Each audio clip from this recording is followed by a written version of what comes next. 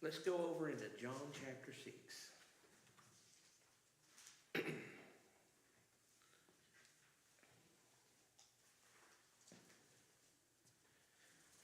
And I'm going to start at verse 1.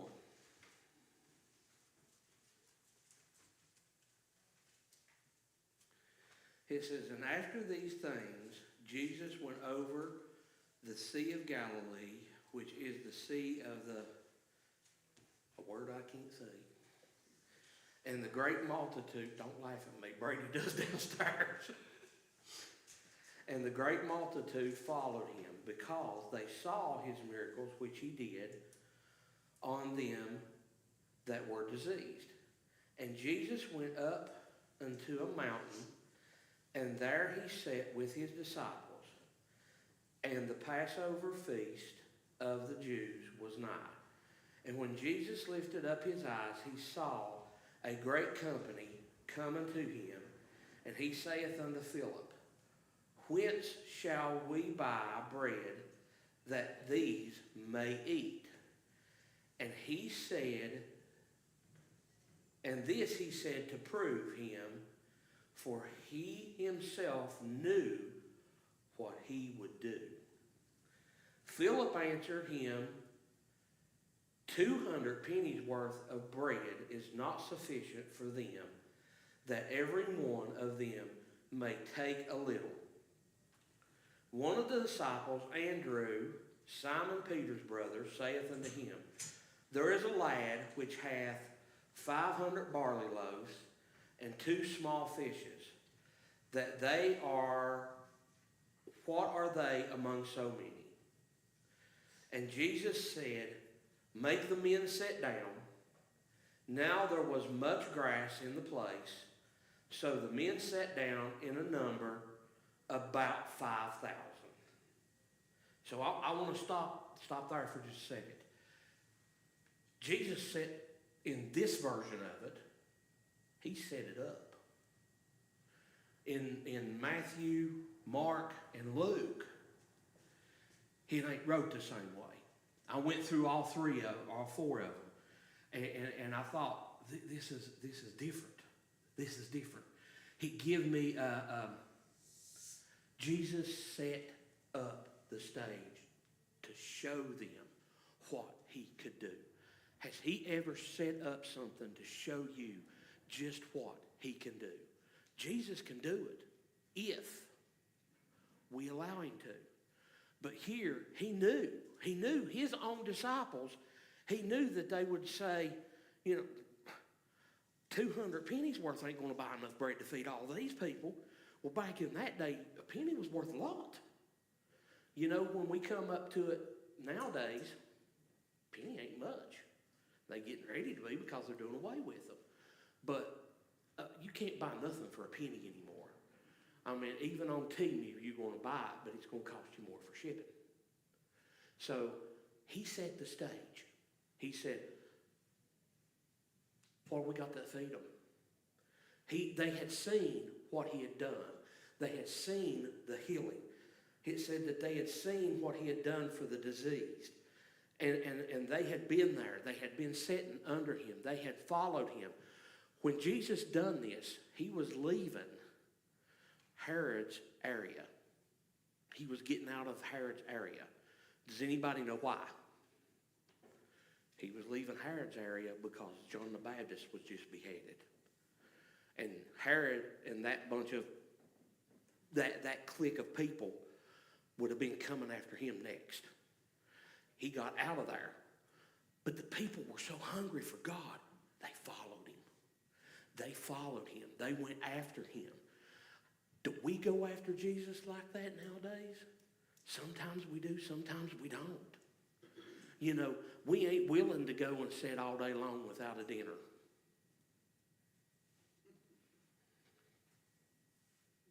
I ain't. We have church, and if we have a service that evening and we're going to stay at church, the first thing me and Patty does is what we going to fix, what we going to eat, how we going to do this. We have a plan set up. We need to know what's going in us. But are we that hungry for the spiritual that we have a plan to eat the spiritual. But Jesus told them, said, well, what do we got on hand? When Philip said that 200 pennies ain't going to do it, he said, what we got on hand? Well, the one said, there's a lad with 5 barley loaves and 2 fish. But what are they among this many people? What can you do with 5 loaves of bread and 2 fishes? What? Do you not see how many people we got? He said, set them down on the grass. So he did. He says, and Jesus said, make the men sit down now that there was so much grass in the place. In the other things, it talks about it being a desert area. There was grass in the middle of that desert area. How many of us we went through an area that we felt like is a desert? Yeah. That we just can't go on. We're so tired of it. We're so just dragging. You know, these people, they had been there all day long with him. It was coming up to the evening time when they were to eat their meal. And the disciples were saying, you know, hey, these people getting hungry. We need to feed them. Let's send them on their way so they can go back to the towns and stuff so they can eat. Is what it said in the other Matthew, Mark, Luke, and John. But we went through a desert before. I've been through one. I'm sure you have. What do they call that when you find that little island or that little spot in the desert that is water? Huh? An oasis. This was their oasis. It was an oasis for more than one reason, though. Because they have already gotten spiritually fed, healed, because it said that they seen what he done for the diseased. Now they're going to get physically fed.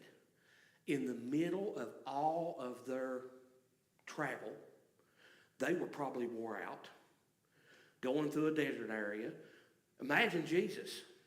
He was standing up there talking to them and healing and doing all this the whole time, you know. But he set them over and he said, well, make them sit down. And they counted, and it was about 5,000 men. I looked up Matthew Henry's commentary. 5,000 men usually meant at least 3 children per man. Most of the time, more than one wife back in those days. So that's a lot of people in that area. So, verse 11. And Jesus took the loaves, and when he had given thanks, he distributed it to the disciples, and the disciples to them that were set down, and likewise of the fishes, as much as they would like. He had enough for everybody, as much as they would. If they wanted seconds, they got seconds, according to what that said. I remember when I was in school, especially on certain days, they would always double in the cafeteria when they knew that they were fixing something that the kids loved. Always. Nowadays, they don't allow them to do that, I don't think. But then, they did. They always doubled. So we could go back and get more of what we wanted. But, you know, this was like a smorgasbord. I thought earlier of going up to that Chinese restaurant.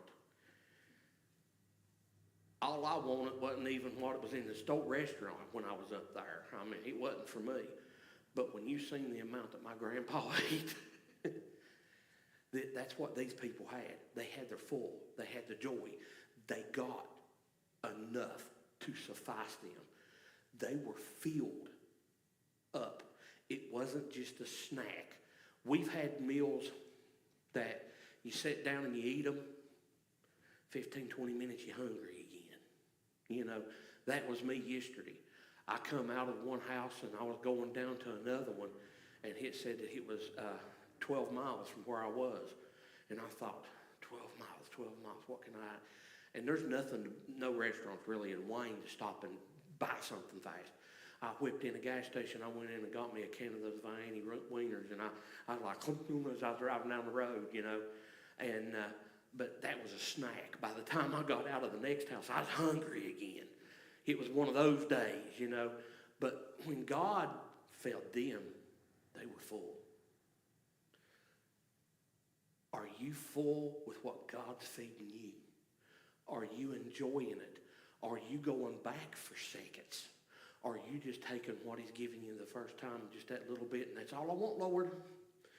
Can't handle no more, and you back off from it. You know, if we want more of God, it's there. That's what that's telling me. He's got plenty. If you need more of God, you can have more of God. You just got to ask for it. It said,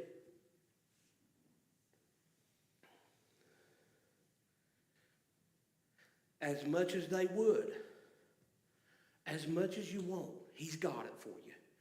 Verse 12, when they were filled, he said unto the disciples, gather up the fragments that remain, that nothing be lost. How many times have we heard the preacher preach that your cup runs over and it fills somebody else's cup? You know, if you've got all that you can handle of God and it's just pouring off of you, give it to somebody else. Don't hold it in. Don't let it go to waste. Don't hold back. Let God have his will with it. Pass it along. He bagged up all this that was left. Therefore they gathered together and filled 12 baskets with the fragments of 5 barley loaves, which remained, and above unto them that had eaten. Then these men, when they had seen the miracles that Jesus said, this is truly that prophet that should come unto the world. Have you eat from God's table? Have you eat from God's table? You know, I can say, I've eaten from the table of God. It fills you up. There's times that it goes way too long before I eat again. And it's my own fault. There's times that we come to church and we have like the old Duff's smorgasbord that was on the round wheel that went around and around and around. I can remember Davy Joe standing over there, filling the plate up, just eating his heart's desire. We need to be like that with God's word. We need to just put it in us. Find our full spot. And when we find our full spot with God's word, we need to eat more. We need to be like Josh was talking about getting a goat. And he said that Bill Frazier told him that it would clean a big spot in a little bit of no time. That's the way we need to be with God's word. We need to just eat it all day long, as much as we can. Put as much in us as we can. These people were hungry for something they couldn't get. You know, there's people out there in the world right now that they're searching and they're trying to find something that fills them up. They may be looking and watching you, and you don't even know that they're looking and watching you.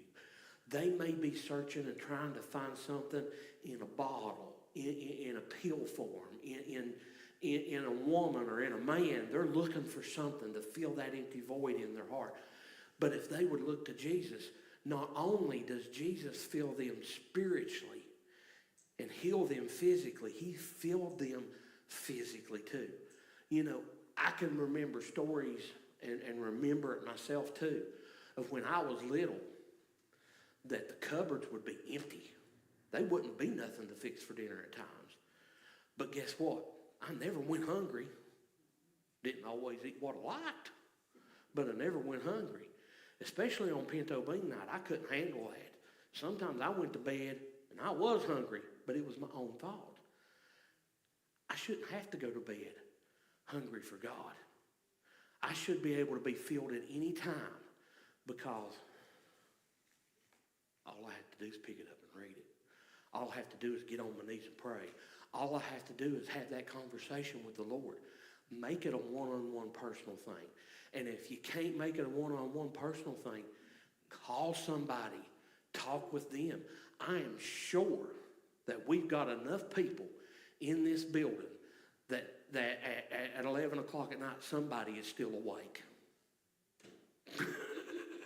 Well, I was looking at you. But they would call. They will talk with you. They'll pray with you. They'll help you. They'll fill that empty hole that's in your heart. They'll fill it up. And you may be saved. You may be a Christian. We can still get hungry when we're a Christian. We still need to eat this word even though we're saved.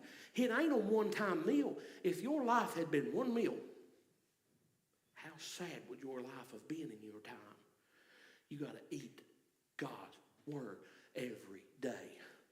And when I was doing this and studying it, I thought, they say that he's the Father and that he loves his children. And, me as a dad, I want to see Lauren better off than I was. Every parent feel the same way? You want to see your child do better than what you did? He was a grandpa. He went above and beyond. When Lauren goes to mom and dad's, Joey and them goes up to mom and dad's, Josh sitting back there, he can tell you right now, we didn't get treated like that, did we, Josh? We didn't get all that. Go in and get those cakes and whatever you want, play, run, do this. You being too loud, No, we didn't get, we got the, cut you off. One time I remember they used to get pop. And it was limited. Now they go up there and it's like, hey, it's the refrigerator's in there. But that's what God is to us. He wants to be like a grandparent to us. Give us what we need, and then he wants to bless us even more. Are you willing to take that blessing is the thing. Are you willing to take that blessing? How many of these people, of those 5,000 men, plus the women and children, went out of there hungry? None of them. Why? Because they sought God. They followed God. It said that they followed him on the land. He was on the sea. They followed him on the land through the desert to get to God. They put forth the effort. If we put forth the effort, God will put forth the blessing. If we put forth the effort, God will put the healing in there. If we put forth the prayer, God will answer the prayer if it's in his will. Now, we can pray stuff that's not in his will. But if we put forth that effort, he will show up. I done a message Sunday night down at the jail. And it was on seeing is believing. How many of y'all heard that all your life? Seeing is believing. Yeah, I've heard that saying all my life. Believing is seeing. Because I believe I can see what God's got for me ahead of me. Because I believe there's going to be a day I'm going to see heaven's gates. Because I believe I'm not going to be put in hell. Because I believe I'm going to be an eternal life in front of me. I can see it. Thomas seen it, right? He had to see it to believe it. But Jesus told him, these others that have not seen their faith is greater. I haven't seen his nail-scarred hands. I haven't touched the side. But when I believed that he died on the cross for me, I felt it immediately. I knew it. But because I believed, I seen what God could do in my life. That's what these people done. They believed in who he was. Then they seen who he was. Now, they're proclaiming who he was. In that last verse there, it says, then these men, when they had seen the miracles that Jesus did, said, this is truly that prophet that should come unto the world. They knew. They followed him. They had to have believed that he was who he was to follow him. And then they seen it. Now they know it. Because you see it, you know it. But if you believe that God can do it for you, that's the first step. That's the first step of faith. We watched a movie last night on Angel Network. What was the name of it? Huh? The Inheritance. It had the dude that played Steve Urkel in it. It was a good movie. And the mom had died. And she left the will in a game. The kids had to work together to find the will. Not one of them could do it alone. They had to work together. It was wrote up in a script book, rule book, that she had left. It was hid on the property. Well, the guy that played, what's his name? Jarrell White? Yeah. He was the executor of the estate. He was the one that had all the books and everything, and he had to watch over them and make sure they'd done each separate part. And when they finished one part, they got a clue to the next part, and then the next part, and then the next part, and then the next part. Well, it come up with this one part, and it was talking about how you plant your seeds. Some is on stony ground, some is on this type of ground, and some is actually in good ground, and it actually takes up and sets. Well, they had to plant seeds. She give them packages of seeds, package per each. And they were out there, and they were in this an old truck that had a flare. The bed of it was full of dirt and everything like that, and they was cleaning it out, and some of them just spread them out, and they was, we're done. And he's like, And he didn't go over and give them their clue for the next one, which told them he wasn't done. The one daughter was standing there, his granddaughter, I think. She looked at it, and she went, those are mustard seeds. And she picks one up, and she looks at it, she went, we had a lesson in church about mustard seeds. How with the faith of a mustard seed, you can speak to the mountain, be thou removed, and all this. And she said, so maybe we planted them in the wrong spot. And the one daughter said, yep. She reaches down and gets a bunch of them and a little bit of the dirt in her hand like that, and she said, it's supposed to build up our faith. Are you building up your faith? Are you putting that little bit of faith in here? Or are you just putting it here and letting it fall back out? Anybody ever got water in the ear from swimming? Yeah. You do this and you can hear that hollow drum in there. Some of us probably more than others. I can hear it now, I'm sorry. And it aggravates you to death, and you do this number trying to get that out and shaking your head and putting alcohol down in your ear and all that. Well, if we just put it in here for very long, if we put it here, it's going to take root, it's going to grow, and it's going to multiply like those 5 loaves and 2 fishes. It's going to grow, it's going to keep going and keep going and keep going. What's it say that mustard seed grows into? A tree. That the fowls of the air can rest in, right? How in the world can you take a little seed and grow something that huge? That right there is a nowadays sight of what God can do. Take a tomato seed, plant it in the ground. A little bit of time, a little bit of water, feeding it a little bit, putting a little bit of that fertilizer on it. A few months, you go out and you pick those big juicy tomatoes, or those little bitty tiny ones, and you got gobs of them. Whatever type you've planted, you harvest it.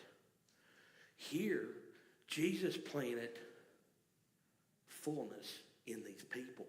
He filled them. He healed them. He made them whole. When we eat that tomato, we're reaping what we sowed.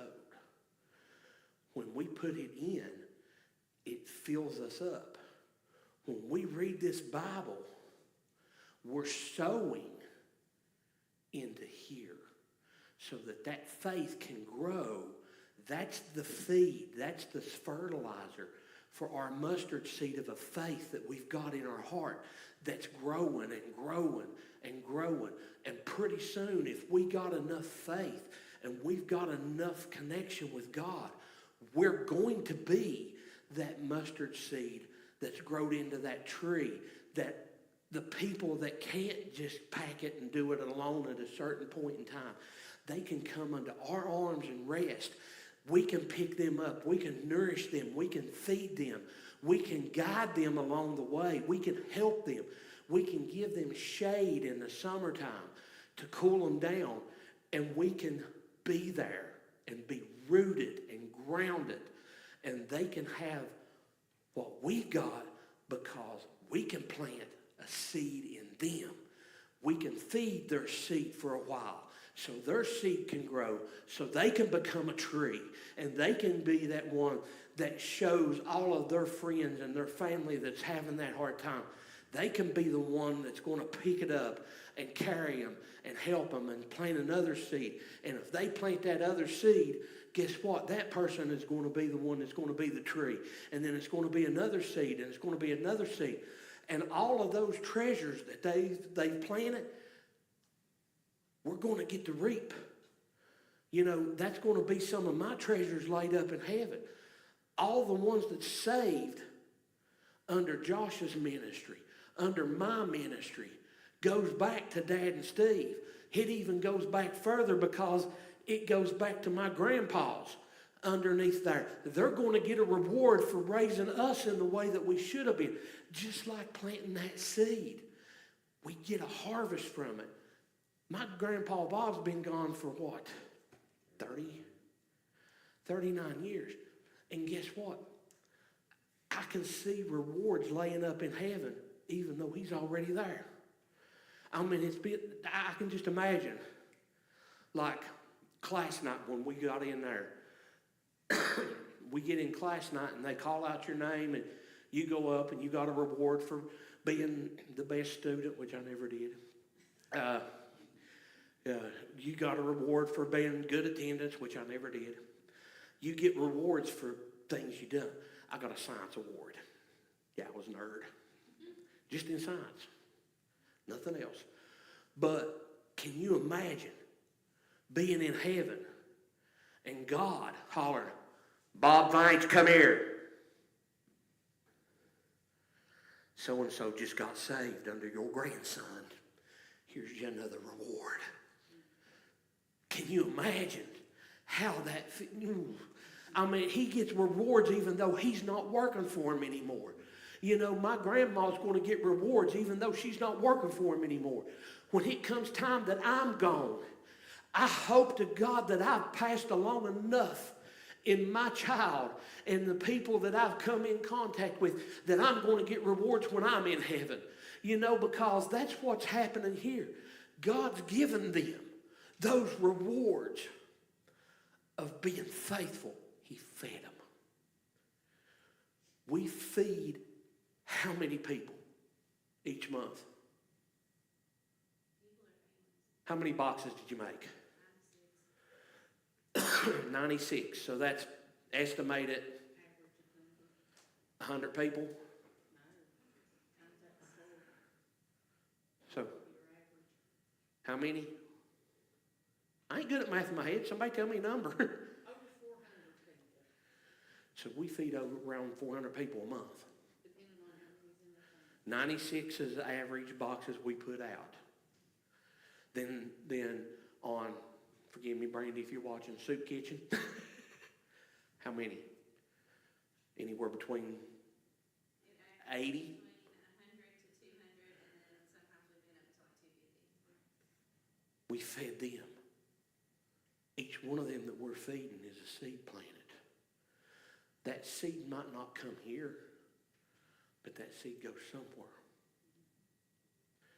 I found a friend of mine the other day that graduated with us, that I graduated with.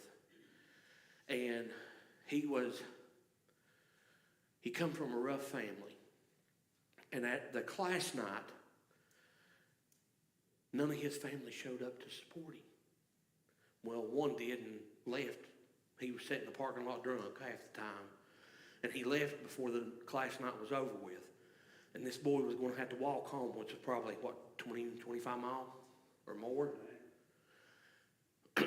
So, Mom and Dad took him home.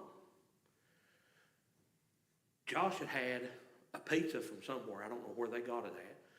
And he was sitting in the car, and he pulled that pizza box and was getting ready to open it. He looked over at him and said, "Are you hungry?" He went, "I ain't had nothing since lunch today."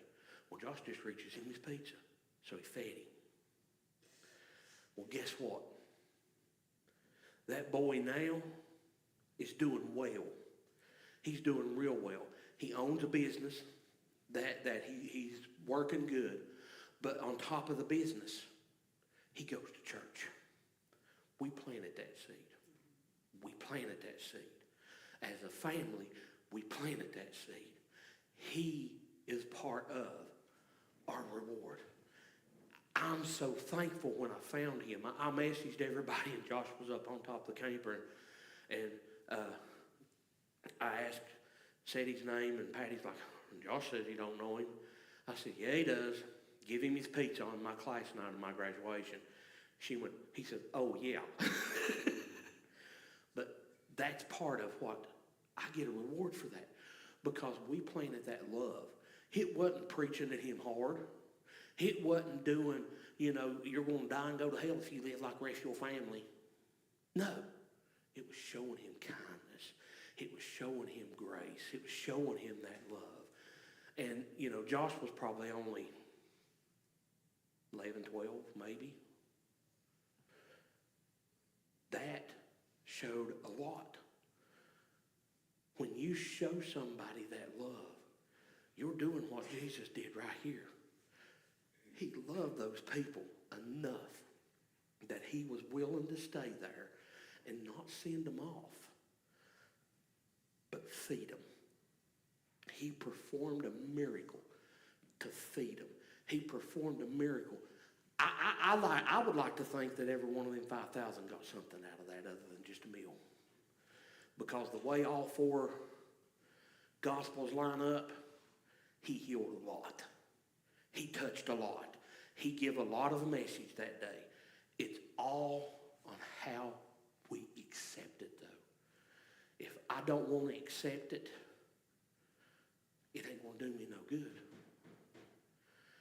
We've got verses in the Bible that I read, and it's like a big steak dinner or a big chicken dinner or a slice of pizza or a sloppy joe to me. Then there's verses I read in there, and it's like pinto beans, and I want to push it away, and I ain't want nothing to do with that. It's like spinach to some people. They don't want nothing to do with that slimy stuff. They ain't putting that. But we have to eat it all. We can't pick and choose out of the Bible what we eat. We can't be that picky. We got to take it all in. Now here on earth, I'm going to pick and choose what I eat. There's certain things that I don't like. And there's certain things that God tells me, no, I can't have. Ain't that right, Lynn? I love shrimp. But I can't eat it now. Yeah, I mean, it causes a reaction in my body. But that's the way sin should be with us. We should be able to pick this up and eat anything out of it that we want to. And that sin should cause that instant reaction in us. No, push that back, get away from it. That ain't right. I don't want none of that. But these people here, they left there fulfilled, whole, and in love with God. Can you leave in love with God from church?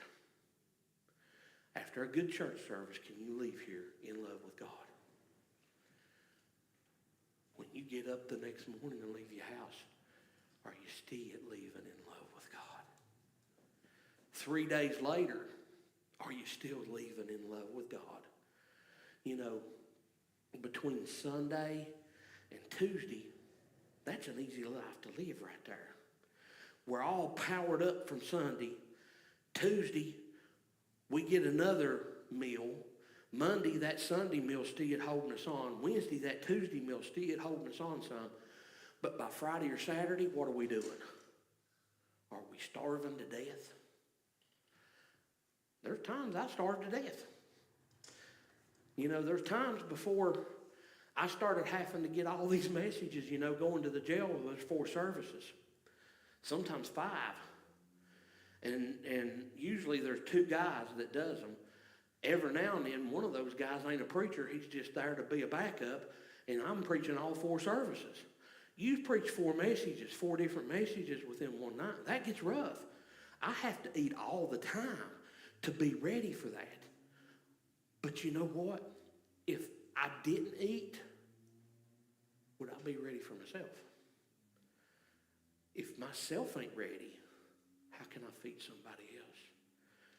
Jesus knew his disciples got a lesson from this.